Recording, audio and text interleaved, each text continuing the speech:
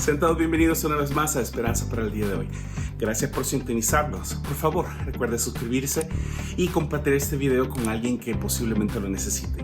En esta ocasión, entrevisto a un gran amigo, pastor, mentor, cantante, uno de los primeros pastores de alabanza del Salvador, podríamos decirlo. Una gran experiencia, grabaciones musicales, experiencia ministerial, todo lo que usted quiera está puesto en este hombre, el cual Dios me ha permitido ser su amigo. Dios me ha permitido que él sea mi mentor, pero sin más introducción, déjeme decirle que esta entrevista la va a disfrutar y vamos a aprender muchísimo acerca del liderazgo. Estoy hablando de mi queridísimo amigo Carlos Mario Villatorio. Gracias, Carlos, por haberme dado este tiempo y poder compartir contigo, no solo en el momento que vivimos juntos y trabajamos juntos, sino en este tiempo que te pude hacer esta entrevista. Sé que tu gente está bien ocupada todo el tiempo y gracias por haber apartado el tiempo. Sin más preámbulos, bienvenidos a Esperanza para el día de hoy. No teníamos ni asignado el tema de una habitación, de una oficina. Y de repente, pues, cada quien empezó a llevar algunas cositas, ¿verdad? Yo llevé unos vasos, llevé una taza para tomar café cuando de repente, pues, estuviera trabajando en la tarde. Y en eso apareció una taza en la oficina que decía Osmin. ¿Quién llevó esa taza? No sé, esa taza apareció en la oficina. Y entonces yo dije, bueno, él iba a pasar aquí, necesita para tomar café, alguna carambada. Agarré un plumón permanente, taché la palabra Osmin y puse Eli arriba. Ay, sí, sin ninguna mala intención. No, nada más. no, Le voy a dejar una taza, Eli, nada más para que tome café. Mira, me partí los labios de tan considerado que sos. No, en serio, fíjate que fue así. Y entonces sí resulta de que la muchacha que lavaba los trastos y que estaba a cargo de la limpieza de la iglesia, lavó los y se desprendió la parte que decía Osmin y solo quedó Elí.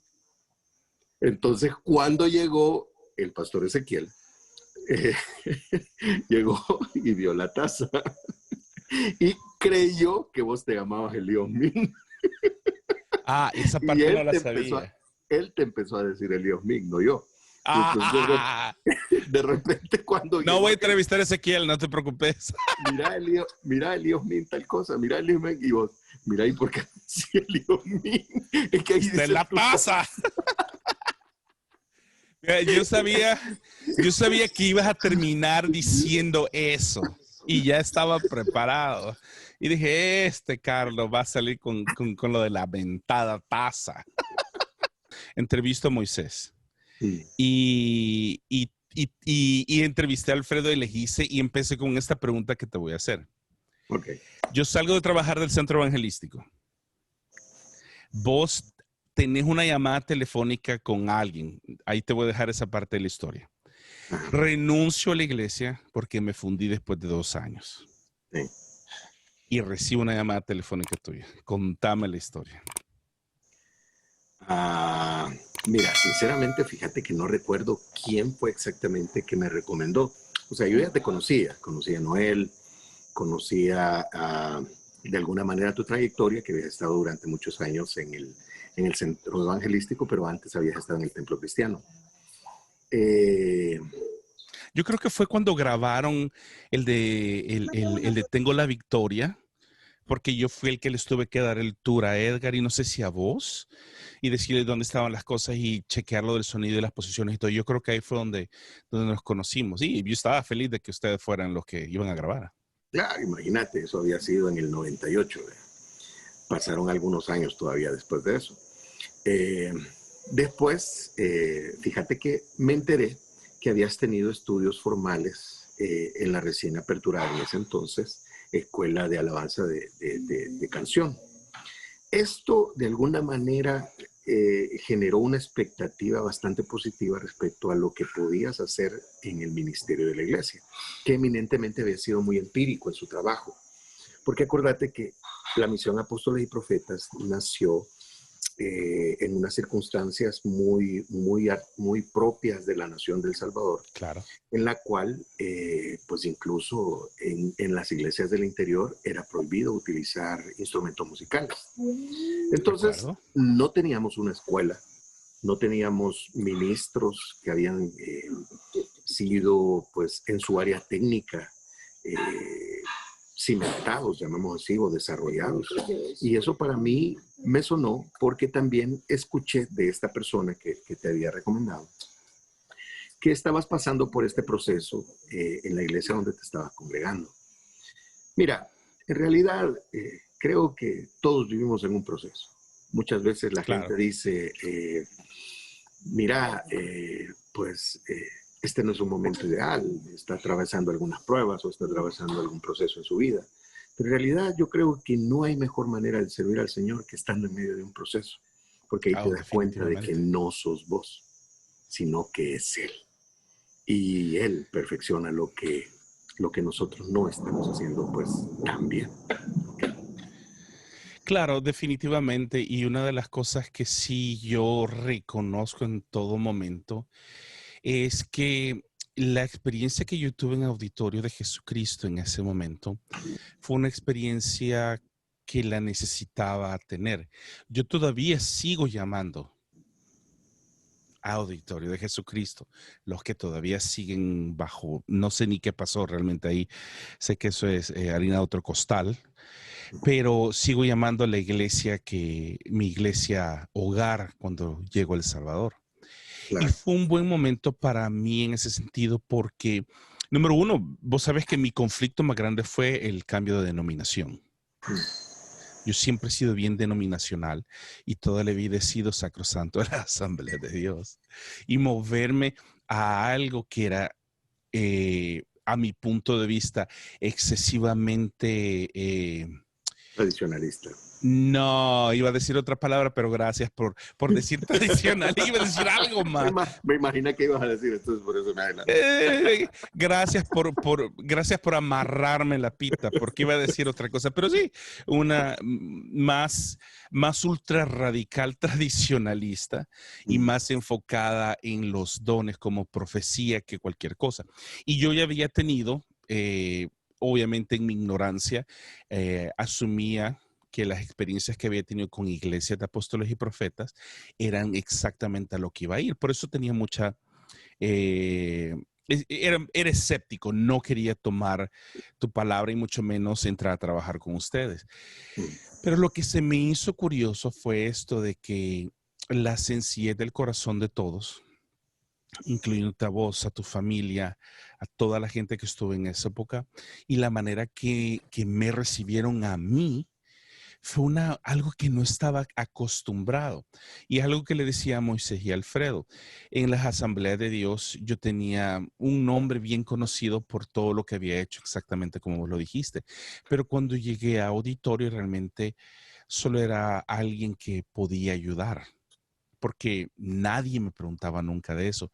Y creo que esa fue una de las razones por las cuales realmente me enamoré de la iglesia y decidí seguirlo, porque sentí que podía ser yo mismo y sentí que había un lugar que tenía mi nombre, donde se me permitía cometer errores o se me iba a permitir cometer errores y poder crecer, y realmente crecí en muchísimas áreas. Muchas de las cosas que viví, básicamente, te puedo decir que fue el lugar donde gané mi mayor experiencia ministerial en todo sentido, tanto musical, tanto como vocal, como en el discipulado, en las estrategias que establecimos, y también desarrollé un carácter un poquito más, un carácter que me enseñó a enfrentarme a la vida de una manera diferente que lo había hecho, porque hasta ese momento, cuando vos me llamaste, yo nunca había tenido que buscar trabajo y nunca lo busqué. Nunca, hasta que me fui de El Salvador, yo nunca busqué trabajo. Siempre los trabajos Dios me los proveyó. Pero no, y posiblemente pensé que yo ya estaba preparado. Y obviamente, como vos lo dijiste al principio de esta llamada, la vida es un proceso. Y en ese proceso tenemos que vivir siempre. Entonces, lo curioso de todo esto es que en ese proceso aprendí muchísimas cosas. Aprendí cómo no hacer las cosas, pero aprendí más cómo hacer bien las cosas. Y Dios me permitió formar carácter. Entonces, yo vengo del centro evangelístico y vos me llamás. Le pregunté a Moisés. Moisés me dijo la parte de la historia de él, pero me sorprendió lo que Alfredo me dijo, que lo vas a ver el próximo cuando veas la entrevista que va a ser antes de la tuya. Okay. Le pregunté a Moisés y Moisés me dice, no, a mí me llamaron para el Día del Niño y yo dije que sí podía tocar, pero yo no podía tocar la batería. Y mira, en ese momento en la vida en donde está. Entonces dije, bueno, le voy a preguntar a Alfredo que me cuente la parte de la historia. Entonces lo único que saqué de Alfredo fueron dos cosas. Le dije, mira, ¿por qué sentaron al Ministerio de Alabanza cuando me llamaron? Y me dijo una respuesta bien profunda. Me dijo, no sé. Yo, y le digo, ok, se acabó la entrevista. Gracias a todos. No, y era una broma, y estoy bromeando. Pero me dice, no sé, porque yo no era parte de la iglesia, sino que a mí me llamaron para tocar con ellos y yo estaba pasando situaciones en mi iglesia donde el director de alabanza sacó embarazada a la novia y a todo el ministerio lo sentaron. Y mi iglesia no tenía ministerio de jóvenes, entonces ellos sí tenían. Entonces nos empezamos a congregar con ellos y en la tarde con mis papás en la iglesia de ellos, cerca de nuestra casa en Soyapango. Pero me dice, lo que me acuerdo es que el pastor Benjamín nos llamó para unas reuniones de discipulado y le digo, ¿no fue en el momento que Gerson, Cristian y Carlos se estaban moviendo para la silla? Sí, me dice, creo que fue en ese momento, pero realmente fíjate que yo tampoco nunca te pregunté, no, o por lo menos no recuerdo. Pero me dice, Alfredo, realmente yo nunca pregunté, a mí me llamaron y me dijeron, forma parte de esto. Y creo que en el caso de mi historia, o de la historia que quiero contar, el hecho de que me llamaron en medio de unas circunstancias difíciles, que yo nunca vi ninguna dificultad con la gente, pero sí llegó a ser todos ustedes parte de mi historia real y básicamente de mi familia. Pasábamos hasta demasiado tiempo juntos, especialmente en la esquina allá por el Nacional comiendo demasiados choris. Pero decime, Carlos, no importa quién me recomendó, gracias y que Dios bendiga al brother o a la sister que me recomendó, pero ¿qué era lo que te motivó a llamarme? Yo no estaba trabajando, yo creo que tenía una semana o dos. Creo que fue una semana nada más que tomé libre. Pero ¿qué fue lo que pasó en ese momento cuando me llamaste? Bueno, específicamente cuando te llamamos, estábamos pasando por una transición. Músicos que habían estado en la congregación durante muchos años y que habían iniciado con el ministerio, se estaban trasladando, unos de congregación y otros estaban saliendo del país. No sé si te acordás, en el contexto, vinieron los terremotos del 2001, Sí. todo eso causó mucha desestabilización. Fue un proceso bastante difícil porque muchas familias emigraron de la iglesia. Si vos sabes, hay muchos Sí. en California, otros en Texas, otros en la Florida. Y entonces, de alguna manera, el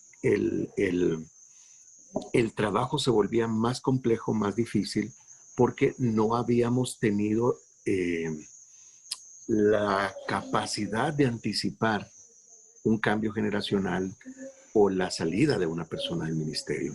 Estábamos muy cómodos todos, estábamos relativamente bien. Como Ya eran parte estábamos de la familia asentados. de la iglesia, nadie esperaba que se fueran, francamente. Correcto, ¿no? Estábamos bien asentados, nos conocíamos, casi que nos volteábamos a ver cuando estábamos en la administración y ya sabíamos algo había que comunicarse. Y ellos entendían si era una subida de notas, si era una salida, si era un cambio de canción, etcétera, etcétera.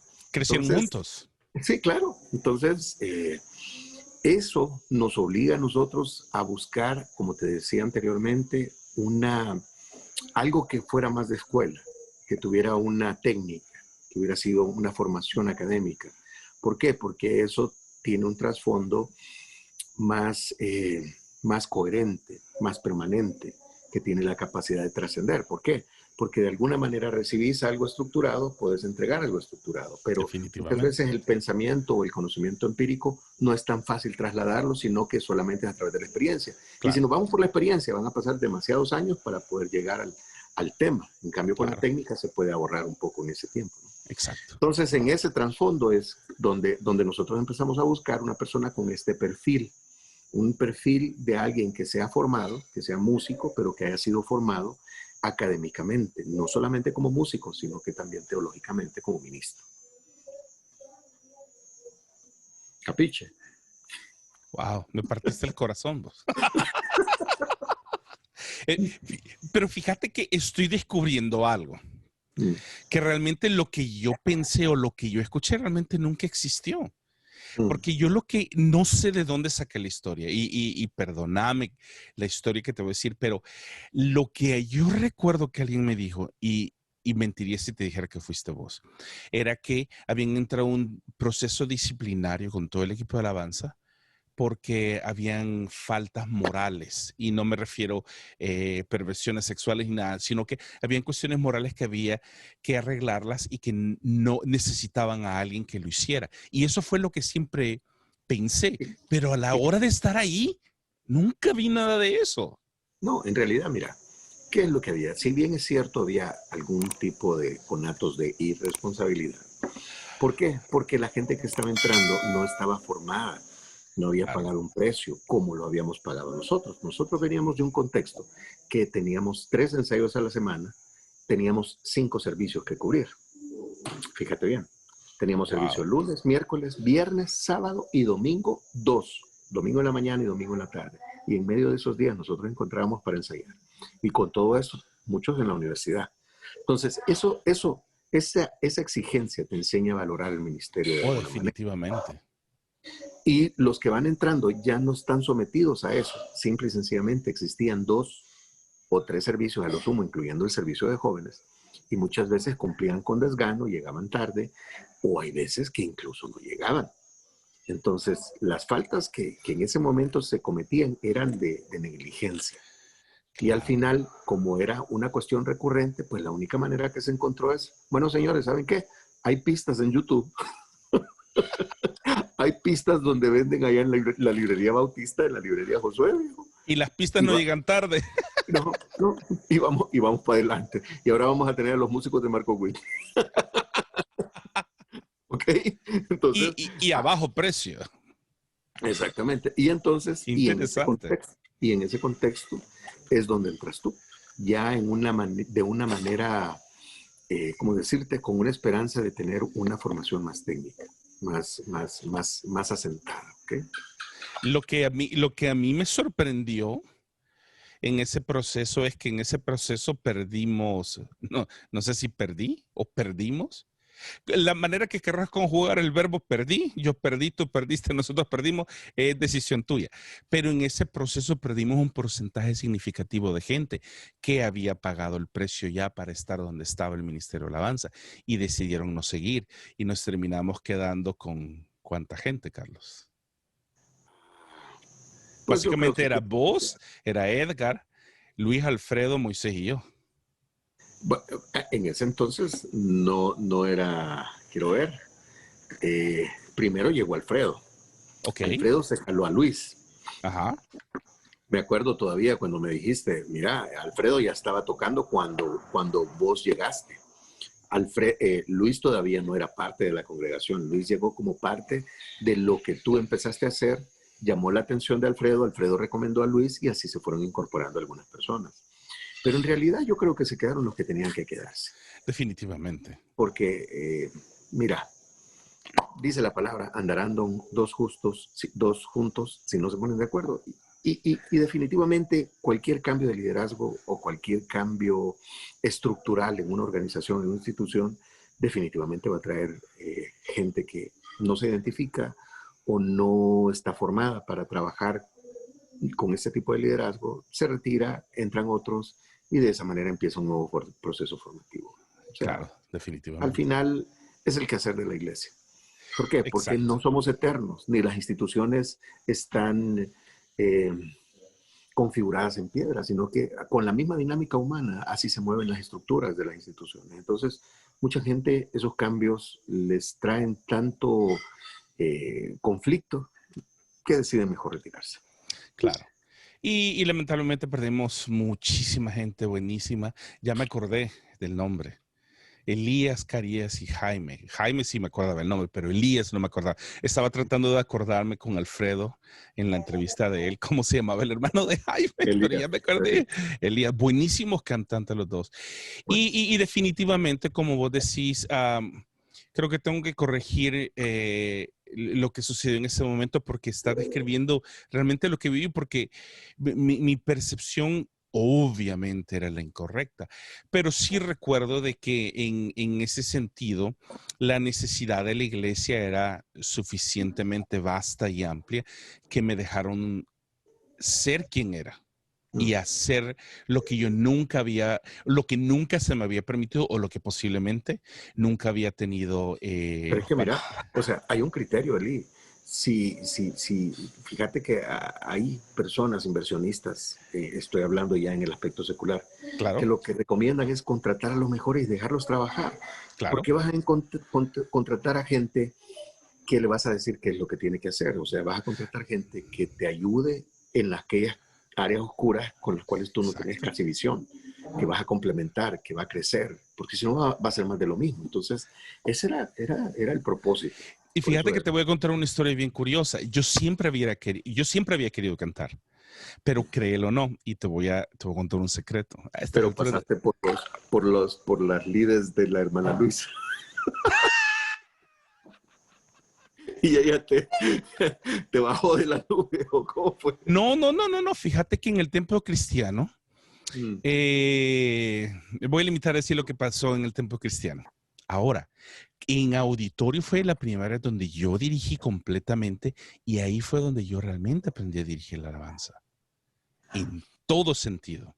Ahora, te voy a contar esta historia. Me acuerdo que me dijiste, necesitamos comprar un teclado, o yo dije, necesitamos comprar un teclado, y nos fuimos a comprar un teclado y compramos el Phantom A76. Cierto. Yo no me acordaba. Ah, viejito. Porque nos habíamos quedado con un Roland, un EP7 y un A90. Sí. Y en eso ya se desfasaron, ya no se pudieron reparar en algunas cuestiones y se cambió ese teclado. Es cierto, imagínate vos. Espérate, compramos el teclado y me encantó y me enamoré del teclado, que lo empecé a usar aún en los ensayos, y en los ensayos fue donde me quité el miedo para dirigir la alabanza. Entonces, un domingo vos me dijiste, mira, viejo, y me acuerdo que me hablaste como que eras de ultratumba. Mira, viejo, fíjate que no puedo cantar.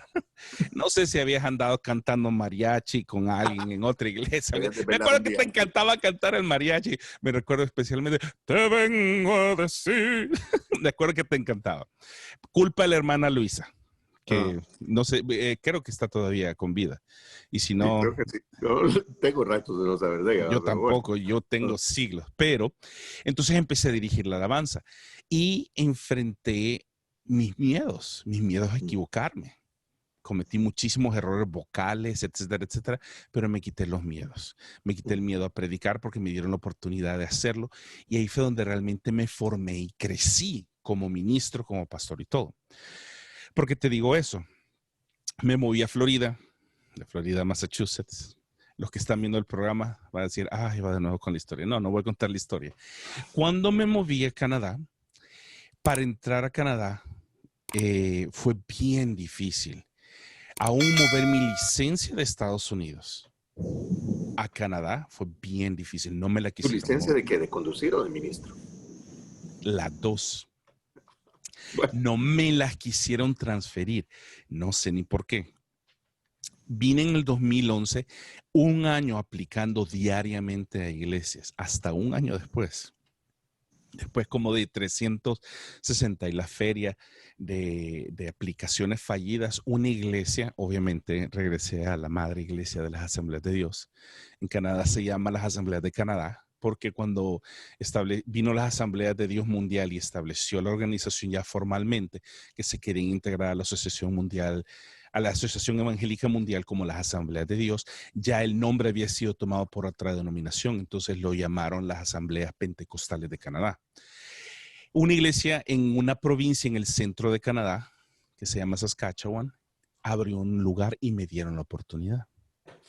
Pero adivina a qué era lo que me tenía que enfrentar que yo nunca había hecho. A dirigir la alabanza completamente en inglés. Nunca, jamás lo había hecho. Es decir, yo ya había trabajado como pastor de alabanza en iglesias americanas y había ganado la experiencia necesaria, pero siempre había directores de alabanza. Yo ya sabía cantar, ya venía pulido y ya venía con todo, pero nunca lo había hecho por mis temores y mis inseguridades. Aplico, nos mandan a traer, como en muchas ocasiones lo hice en Estados Unidos, me mandaban a traer de varios lugares, iba a tocar, iba a ministrar, pues al fin lo hice por primera vez en Canadá. Y cuando vamos en el avión, mi amadísima esposa, Lisette, me dice, achis, y mira, ¿y cómo le vas a hacer para dirigir? ¿Cómo así? Me paro en el piano y empiezo a cantar. Eli, vos nunca has dirigido la alabanza en inglés en un servicio completo de principio a fin. Y me cayó el 20. Espérate. Y me agarró un ataque de pánico. Ya. Ay, hoy sí, como dirían los doctores, ya la defequé. Me puse a orar, llegué, me entrevistaron y todo, dirigí el domingo y no sé ni cómo lo hice, pero quedé. Y de ahí empezó mi carrera ministerial ya formalmente en Canadá, porque alguien me dio la oportunidad. Pero si no hubiera sido por esa llamada telefónica que alguien me recomendó con vos, yo no hubiera perdido un montón de miedos, Carlos. Yo todavía, no estoy diciendo que en el mal sentido, pero yo todavía estaría ahí nada más como un músico nada más, si realmente Auditorio no me hubiera dado a mí la oportunidad de crecer, la oportunidad de predicar, la oportunidad de dirigir. Y eso es una de las cosas que siempre cuento. Cuento siempre dos historias. Número uno, la de un niño de 11 años que no sabía tocar la batería y ahora es el pastor de alabanza de esa iglesia. Y la otra es la de un ensayo que tuvimos. En ese ensayo, por cierto, vos no estabas. Ya yo estaba a tiempo completo encargado del Ministerio de Alabanza. Vos estabas trabajando más que nada, predicando los domingos y en el Ministerio de Jóvenes, haciendo crecer la red de células, etcétera, etcétera. Entonces cuento esas historias, pero realmente mi vida productiva ministerial realmente se formó ahí. Solo por esa oportunidad que Dios permitió que fuera así. Y aquí estamos. ¿Cuántas libras después? Algunas. Algunas. Por eso es que yo saco la imagen solo del pecho para arriba y no del pecho para abajo. Bueno, me hubieras avisado, entonces hubiera preparado algo yo también. ¿Cómo así? No, algo, otra posición para no estar ahí. La posición que yo ya aprendí eso. La posición siempre tiene que ser en un ángulo de 45 de abajo para arriba. Porque cuando haces eso no se te ve la papada. Porque si no ves así. Bueno, ya son tips para la otra. Ah, sí, Pero bueno, los tips de mira, los selfies. sí, en realidad un ministro se forma haciendo. O sea, Claro. nadie es formado detrás de un pupitre en un aula de clases. Tú puedes aprender teoría, tú puedes conocer la palabra, conoces, pero en realidad hacer el ministerio es algo es más complicado. Claro. Porque te enfrentas al carácter de la gente, te enfrentas con las objeciones de las personas, te enfrentas a los desafíos propios de la estructura. Y todo eso tiene que ver ya con la práctica. O sea, exacto. La misma gente, como dice el proverbio, ¿verdad? Que así como un hierro afila a otro hierro, también un amigo afila el rostro de su amigo. Entonces, la misma congregación va estableciéndote como ministro porque te van formando, te van dando así palabras de aliento. Hay algunos que te las dan un poco pesadito, un poco duro. Con pero aliento de cebolla te lo dicen. Sí, te ayuda a limar esas aristas que necesita el Señor, que sean limadas para que el mensaje que quiere dar a través de tu vida sea efectivo. Entonces, creo que es un proceso por el cual nosotros pasamos. Todos los ministros hemos pasado por eso. Siempre alguien nos abrió la puerta y nos dio el voto de confianza para que nos paráramos detrás de un púlpito, detrás de un teclado, detrás de un atril, para poder empezar a hacer o ejecutar el ministerio del cual fuimos llamados. Y definitivamente todos esos tiempos fueron tiempos de formación que ahora estamos cosechando la experiencia que tuvimos en ese momento. Porque actualmente no sé cuál es la historia, pero estás ahorita trabajando con William. Así es. Ok. ¿Me puedes contar un poco acerca de cómo fue que decidiste empezar una iglesia con tu primo? Bueno, mira, yo salgo de Auditorio. Bueno, en ese entonces ya era Ministerio Cristiano Conquistadores. Salgo casi al mismo tiempo que fallece mi padre, ¿verdad? Él fue y había sido fundador de la iglesia. Es algo por algunos motivos personales. Entró a una congregación, no tenía el más mínimo deseo ni intención de dedicarme a algo ministerial. Y yo quería llegar a sentarme, trabajar en mis cosas y retirarme y llegar otra vez el otro fin de semana. ¿Ok? Pero resulta que el pastor con el que llegué era un buen amigo, me conocía, que me conoció muchos años de ministerio en lo que yo estaba trabajando. Y no me dejó estar sentado, pero ni 3 meses. A los 3 meses me dijo, no me dijo, vení. Ahí me llevó. Se desesperó de verte sentado sin hacer nada. Sí. Me suena tan conocida la historia, pero igual. Y entonces, bueno, empezamos a trabajar en el área de jóvenes. Fui pastor de jóvenes de esa congregación ¿Te podría preguntar qué congregación era? Amor Viviente, aquí en El Salvador. Ok, Amor Viviente. Ok, entonces pasaron algunos años después de ese traslado y resulta que el pastor, ¿cómo se llama? Se mueve a Honduras de regreso, también por unas circunstancias un poquito difíciles por el mismo contexto de violencia que estábamos viendo aquí en El Salvador.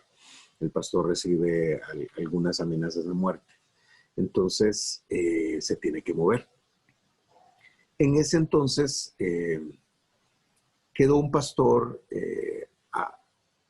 cubriendo la plaza de este pastor que era amigo mío. La verdad es que no nos llevábamos mal, nos llevábamos bastante bien. Pero para que exista una separación, no necesariamente tiene que existir enemistad o desacuerdo. Simple y sencillamente, no era por ahí donde yo había querido caminar. Y en ese tiempo, pues, ¿cómo se llama?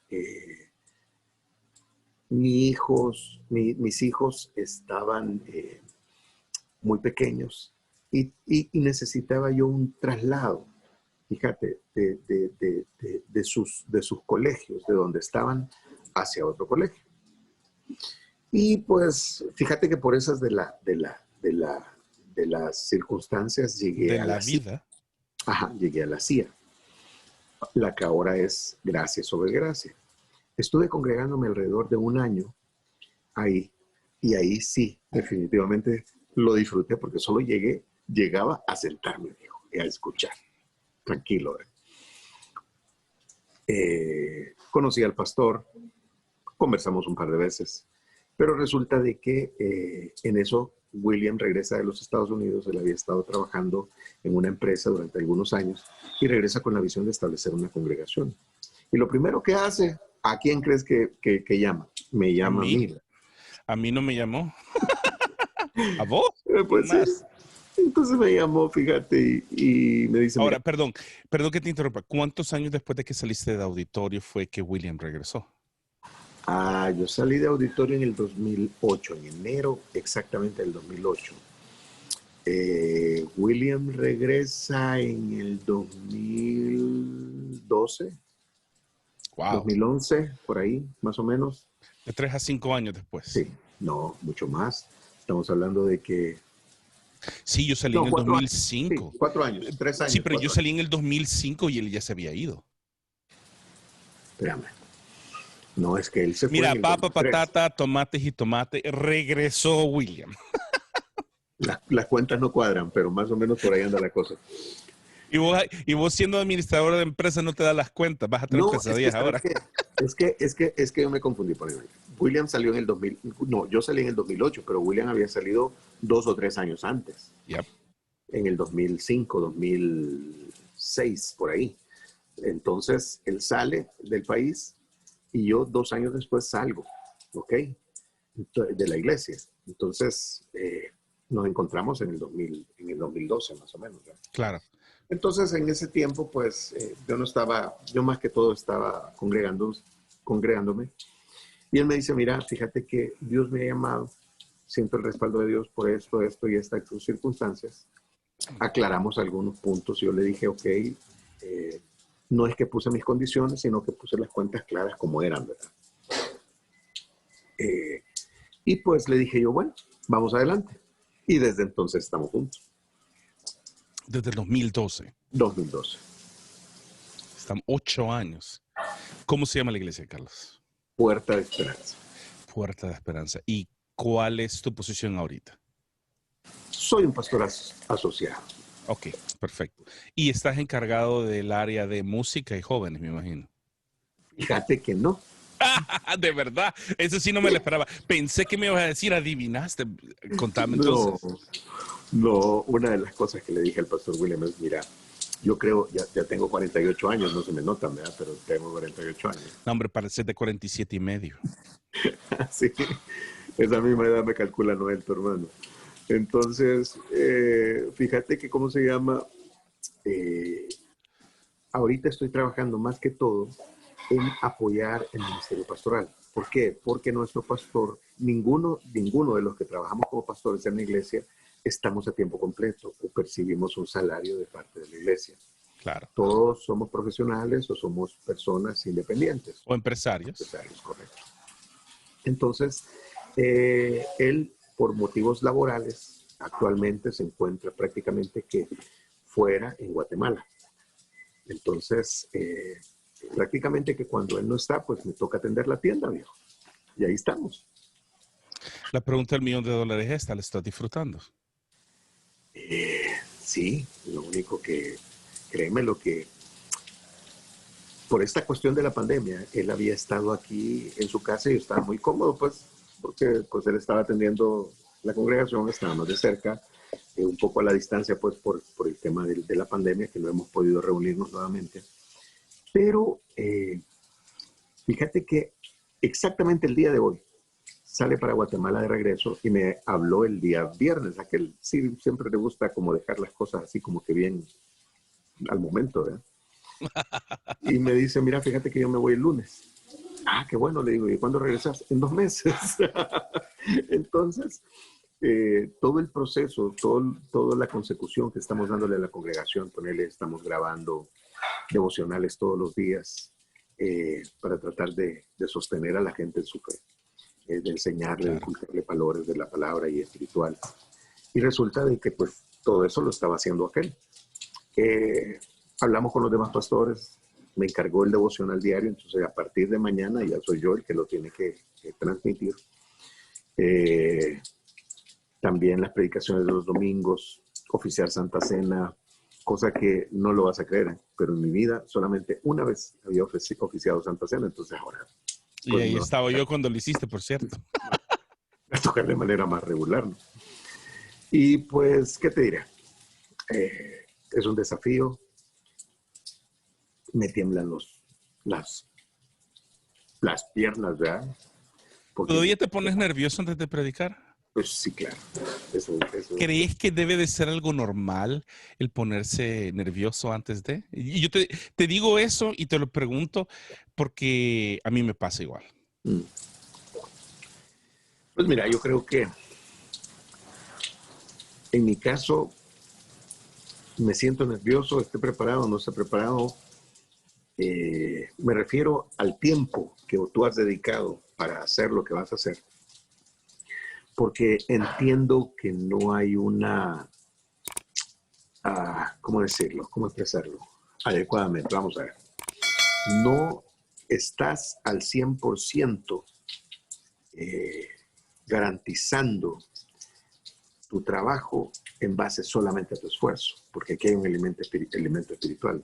Definitivamente. Tú puedes preparar tu mensaje o preparar tu tiempo de cantos o tu listado y pues puedes haber dado una enseñanza teológica de aquellas que se dan una vez en cada siglo, pero el fruto que da puede ser escaso. Entonces, al final, si tú dependes de tus fuerzas o de una técnica meramente humana, exacto, puedes estar seguro en base a tu preparación, pero cuando llegas a la conciencia de que no depende solamente de ti, entonces es ahí donde en realidad salen los nervios, ¿verdad? Porque sabes que no depende de ti, depende del que te llamó. Exacto. Y yo creo que es algo que en mi caso me sucede, ya sea que vaya a predicar, ya sea que vaya a grabar el programa, pero lo que he tratado de hacer especialmente con mi programa, con el canal, es nada más ser yo mismo.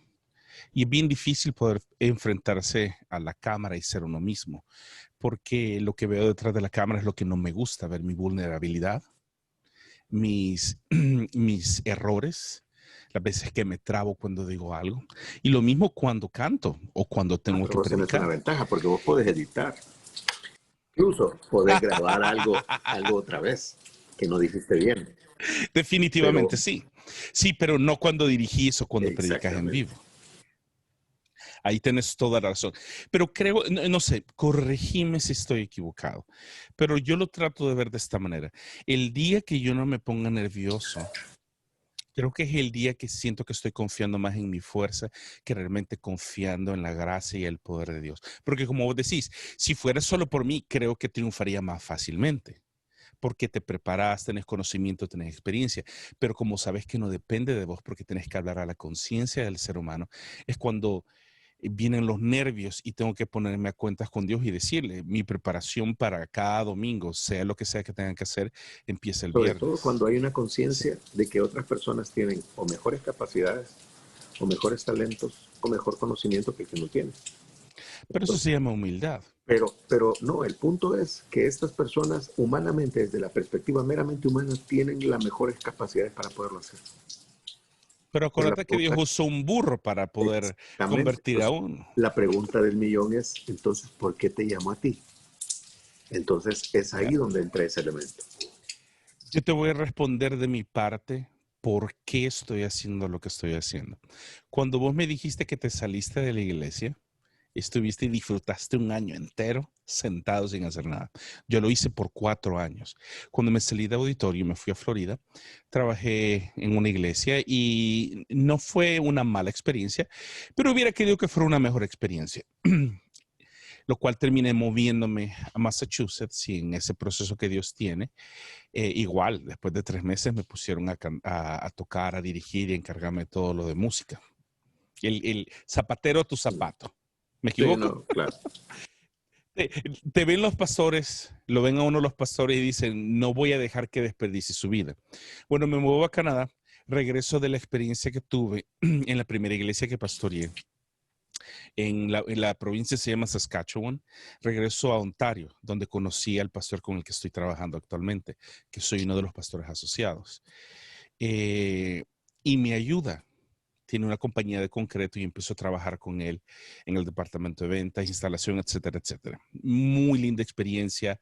Desarrollamos una muy buena amistad con su familia, mis hijos, sus hijos. Obviamente sus hijos son mucho mayores que los míos. El hijo mayor tiene 32. Mi hija mayor tiene 13. Pero lo que te quiero decir es que encontramos ese refugio en esa persona que nos ayudó. Y después de 3, 4 años de estar trabajando con él me motivó y me dijo, ¿por qué no ponemos un programa hispano en la iglesia? Y le digo, no siento que esté preparado. Y me dice, exacto, por eso mismo. Nunca vas a estar preparado. Y él me motivó a hacerlo. Después de que lo hicimos juntos, no te voy a decir números porque los números que te voy a decir son evangelásticos. Y te puedo decir que fueron 150, pero terminé solo con 25. Y le dije al Señor, aquí está, Señor, he acabado la obra. Me la acabé. Larga historia corta, este pastor, amigo mío, me motiva y me dice, yo creo que tenés que regresar al ministerio. Y le digo, no creo estar preparado, no creo estar listo. Y me dijo, aquí está esta iglesia, aplica. Larga historia corta, eso fue en el 2016, estamos en 2020, y me he intentado salir. He transicionado ya a 2 iglesias y estoy en una iglesia actualmente. Y he tenido la misma experiencia que vos contás, donde solo quiero sentarme y no hacer nada, pero eh, la razón por la cual hago lo que hago es por esto. Y esta es la conclusión que hemos llegado con Licen. Una vez, después de un tiempo bien conflictivo, emocional, espiritual, familiar, eclesiástico, ese momento, vos sabes a qué me refiero, en que estás debatiendo entre aún seguir siendo cristiano o creer en Dios o no, porque estás defraudado de vos mismo. Estoy hablando de mí. En ese momento que estaba defraudado de mí mismo, me dice, ¿por qué estamos haciendo lo que hacemos? Y le digo a Lice, llorando con lágrimas profundas en mis ojos, mira, le digo, voy a seguir hasta donde Dios me permite seguir, porque solo quiero que mis hijos un día puedan decir, yo amo a Dios y sirvo a Dios porque vi a mi papá y a mi mamá servirle a Él. El domingo pasado estuvimos en la iglesia, estamos en la misma condición de la pandemia. Y veníamos en el carro, en este momento vivo Y, como de y, San y, y, Salvador a Santa Ana. y perdón que te interrumpa, fíjate que no hay nada más que impacte el corazón de una persona, que a pesar de las deficiencias que tú tengas, persistas en lo que estás haciendo. Nadie es más consciente de nuestras debilidades o de nuestras deficiencias que nuestros hijos. Y cuando ellos ven que a pesar de eso te levantas, batallas, te esforzas, seguís, lo intentás una vez más, te caíste, te volvés a levantar, volvés a pedir perdón, volvés a pedir disculpas, seguís adelante, seguís caminando. Es una lección de constancia para ellos, sobre todo en las nuevas generaciones, que por lo general hay decisiones muy emocionales en su psiquis, en su manera de trabajar. Definitivamente. Y eso es valioso para ellos. Claro, y fíjate que una cosa bien interesante, cuando empecé mi canal de YouTube, te lo mencioné anteriormente, hay 5 cosas que necesitas, y creo que no te mencioné la última. La primera es, la gente dice, necesitas una buena resolución, necesitas buen audio, necesitas buena iluminación y contenido, pero solo esas 4 cosas no te garantizan que tu canal crezca. ¿Sabes qué se necesita? Y es exactamente lo que acabas de decir. Dicen un montón de youtubers, lo puedes ver cómo puedo hacer crecer mi canal. Y todos mencionan, aquí está la línea en donde muchos fracasan. Y no es porque no tengan el equipo, no tengan la iluminación, no tengan el contenido, sino dice persistencia, disciplina a que todas las semanas, 1 o 2 veces a la semana, vas a postear un video. Y la gente sabe que ahí vas a estar. Y eso solo va a ir creciendo después de 1 a 2 años. Y ahora vos mencionas esto. Veníamos manejando el domingo. Y estoy en una iglesia, la verdad, loca. Si quieres verlo, te mando el link y todo. Los que están viendo el canal pueden ver aquí el link de la iglesia, The River International Church. Y estábamos el domingo. Y estamos hablando de la siembra y la cosecha. Irónicamente, en un tiempo de la pandemia, cuando debes de guardar dinero, estamos hablando de seguir sembrando y cosechando. Y estaba hablando el pastor Joe acerca de esto y dice, debes de sembrar en las personas. Uno no da de la abundancia, uno da de la generosidad del corazón de Dios. Así como Dios ha sido generoso, usted tiene que dar. Larga historia corta, uno de mis bajistas es un africano, de Sudáfrica, perdón. El basquetbolista profesional, se lastimó la espalda. Es decir, hizo un mal movimiento y se lastimó los ligamentos, los músculos de la espalda. Entonces tiene un serio dolor y no fue a la iglesia, entonces no tuvo bajista el domingo. Entonces dije, le voy a escribir y le voy a decir, quiero bendecirte. Te voy a mandar almuerzo con tu esposa para que no se tengan que preocupar de eso. Yo mandando el mensaje y el pastor Joe me dice, Eli, ¿te acordás que alguien me bendijo con una nueva máquina de expreso? Sí, le digo. Dios me puso en el corazón que te diera la otra máquina de expreso que está como nueva. Y en ese momento, no, la gente empezó a bendecirse los unos a los otros y se para alguien de la congregación, agarra el púlpito, agarra el micrófono y le dice, siento de Dios que antes de que hoy se vaya, bendiga a alguien con algo. Larga historia corta, ¿por qué te estoy diciendo esto? Pareciera que me salí del tema. Al ver eso mis hijos, lo primero que hicieron fue, agarraron todos sus ahorros y se lo dieron a mi hija mayor, que le encantan las artes gráficas, y le dijeron, queremos que te compres algo. Mis 2 hijos pequeños le regalaron a la hermana mayor $50 para que se compre algo. Pero eso lo han visto, no solo en la iglesia, sino lo han visto en los padres. El domingo estaban adorando y gente se nos acercó. Me motiva a ver a sus hijos adorando porque en lo que papá está al frente hablando, predicando o dirigiendo, los hijos y la esposa están adorando y eso nos motiva y estábamos dándole gracias a Dios por eso. Porque como vos decís, y creo que mejor descripción no podría haber que la que acabas de decir.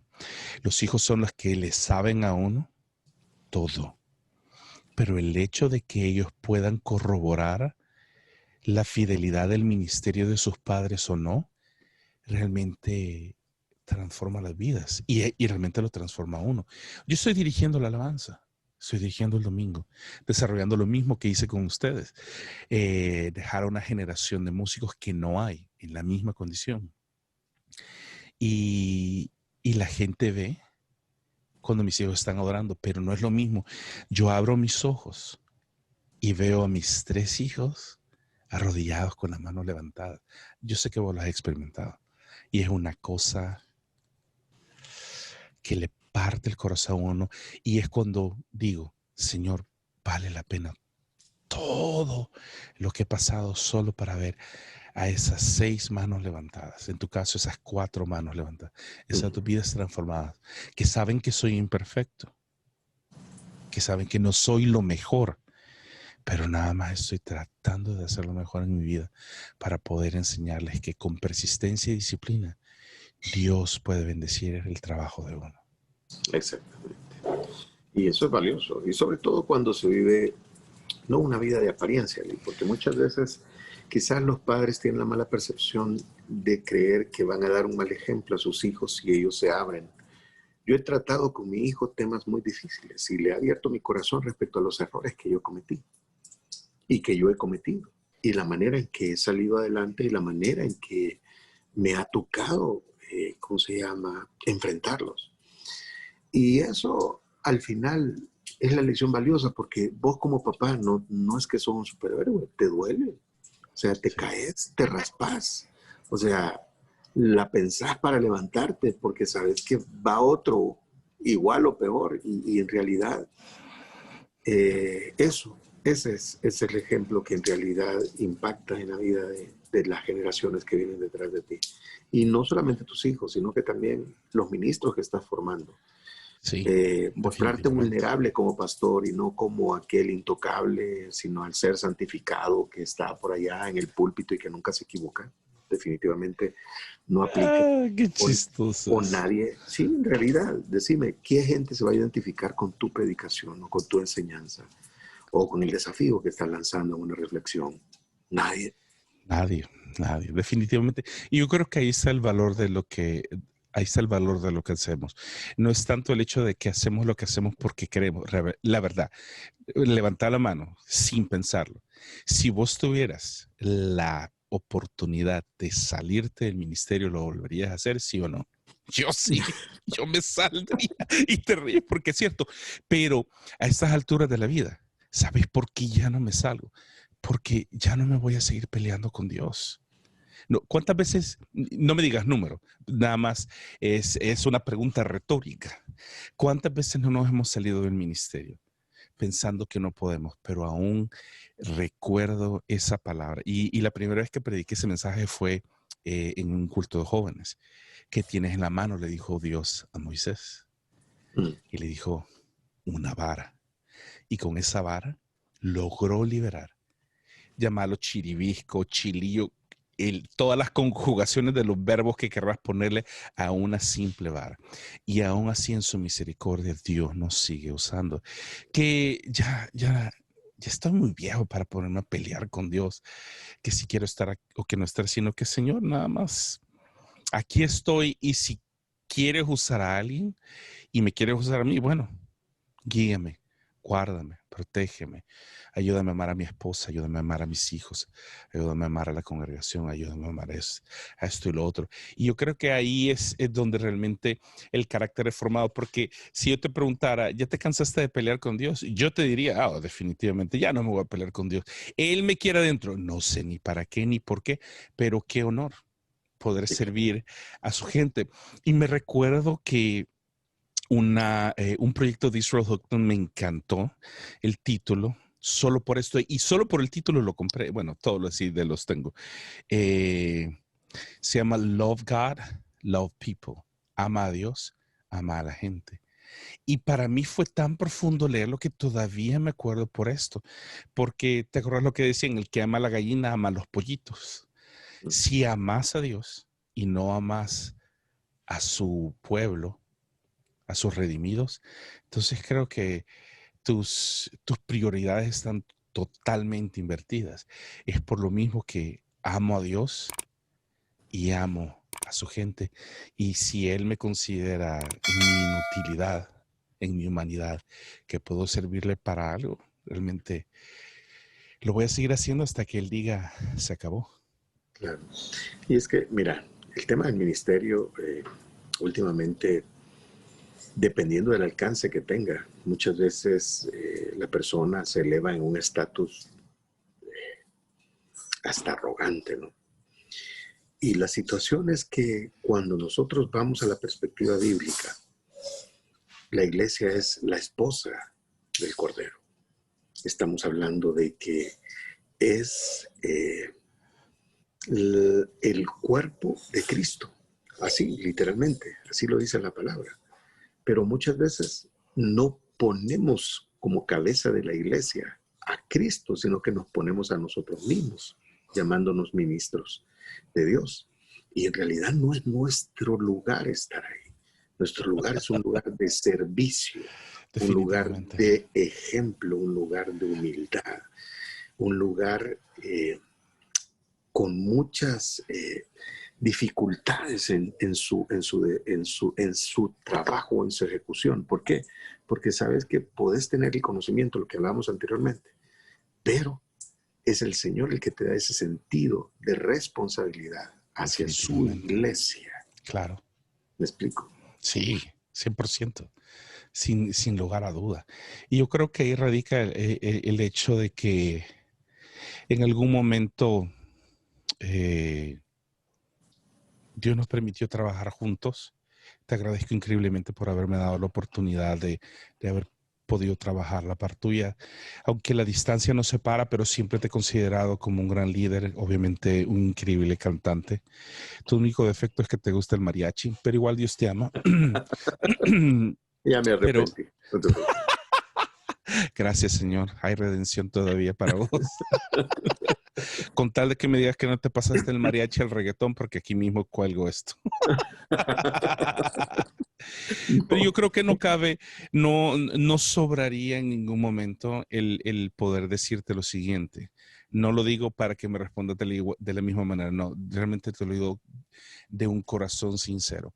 Hay situaciones en la vida que uno necesita tener conclusión, pero aquí en esta plataforma te quiero agradecer por tu amistad, por tu liderazgo, por haber formado parte importante de lo que soy ahora como pastor, como ministro. Y fue un buen momento. Francamente te voy a decir, no me arrepiento de nada de lo que hice con vos, ni de lo que dije, ni lo que no dije, porque me ha servido lo bueno que hice para reconocer de que tengo fortaleza y los errores que cometí para entender y saber que necesito crecer todavía. Pero vos y Raquel formaron una muy gran parte de eso y te considero mi amigo, un hombre de Dios. Y siempre te lo dije, mis oídos están aquí para cuando me necesites y cuando lo has necesitado, has tenido a bien considerar aquí a tu gordo que vive lejos, a este tipo aquí enfrente de ti para llamar y pedir nada más un oído para escuchar, y te lo agradezco por tu confianza, tu cariño que me lo has demostrado, y te quiero agradecer por haberme ayudado a crecer y a formar. Tu amistad, tu liderazgo ha significado mucho para mí y siempre te llevo en el corazón, siempre te llevo en mis oraciones, viendo cómo tus hijos han crecido. Todavía me acuerdo cuando me llevaba Dieguito, y te he puesto Dieguito, ni se acuerda que me lo llevaba en el Gio Metro.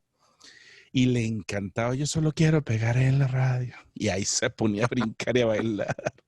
Pero te quiero agradecer por eso, Carlos, increíblemente por tu vida, por tu matrimonio. Ver cómo Dios te ha permitido en el proceso del desarrollo de la vida.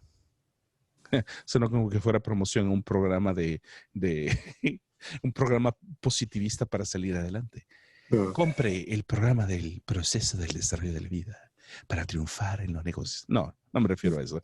Pero gracias, Carlos, y especialmente por el tiempo que tomás para hablar conmigo hoy y para poder compartir tu corazón. No, al contrario, Lee. Mira, yo creo que Dios pone personas específicas en momentos específicos para ayudarte a atravesar ciertos desafíos desiertos, mares. Y pues tus brazos nos ayudaron a nosotros muchísimo a establecer, a cimentar a otras personas. Y fíjate que hay algo muy lindo en el poder del acuerdo, porque en realidad nosotros acordamos trabajar juntos y el resultado es las vidas de las personas que ahora están sirviendo al Señor detrás del trabajo que nosotros hicimos. No porque nosotros queremos recibir la gloria, no, pero nosotros sembramos esa semilla, nosotros cuidamos a esas plantas y Dios se ha glorificado en sus vidas de tal manera que ahora ellos están ejerciendo un ministerio, conocieron su llamado. Y pues creo que la mayor satisfacción que puede tener un ministro es ver las vidas cambiadas de las personas con las cuales ha trabajado, con las cuales ha interactuado, porque eso quiere decir de que más allá de lo que salió de tu boca es lo que tú hiciste en la parte de ellos. Y creo que ese es el recuerdo muy, muy grato que tengo de tu vida, de la vida de Lisette, que estábamos trabajando en cimentar no solamente el ministerio de alabanza. Si te acordás, también fuiste parte del ministerio de jóvenes. Estabas en un grupo de liderazgo que estábamos trabajando muy cercanamente. Y pues eso nos permite a nosotros tener una perspectiva distinta del ministerio. Definitivamente. Definitivamente. Y yo creo que lo que acabas de decir es bien importante y creo que no podemos concluir esta conversación sin mencionar eso exactamente. Y creo que se termina con broche de oro lo que decís, que no hay satisfacción más grande para un ministro que realmente poder fungir su llamado y poder ver vidas transformadas. Pero déjame agregar algo más. Hablaba con Moisés y hablaba con Alfredo. Y lo interesante es esto, que lo que siempre les enseñé, lo que fueron muy cercanos a mí, Moisés lo llamé mi primer hijo, porque lo agarré como que era chucho flaco, anda, tráeme, anda, subirme, anda, hacer esto y lo otro. Y realmente nunca dijo que no, error de él, no mío, pero bueno, entre él y Dios. Pero yo creo que una de las satisfacciones es esa, ver las vidas transformadas, pero sobre todo ver que todavía están ahí. Y me dice Alfredo, y realmente, te soy franco, me hizo llorar Alfredo. Me dijo, ¿sabes por qué sigo todavía en esta iglesia?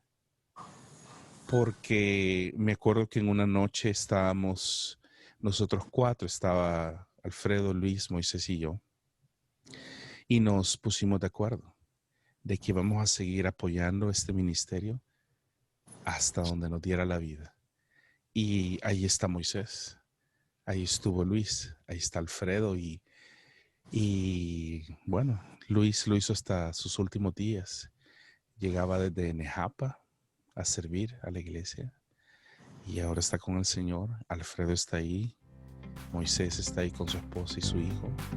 Y te digo, es satisfactorio ver vidas transformadas, pero también es bien satisfactorio ver decisiones formadas de seguir a Dios fielmente en el ministerio, en la obra que Dios los ha llamado. Gracias, Carlos. Un abrazo a Raquel, un abrazo a tus niños y nos vemos hasta la próxima. Y cuídate, Diego. Un gusto saludarte. Gracias por este espacio, de verdad que en realidad fue bueno recordar todas esas cosas. Definitivamente te lo agradezco, Carlos.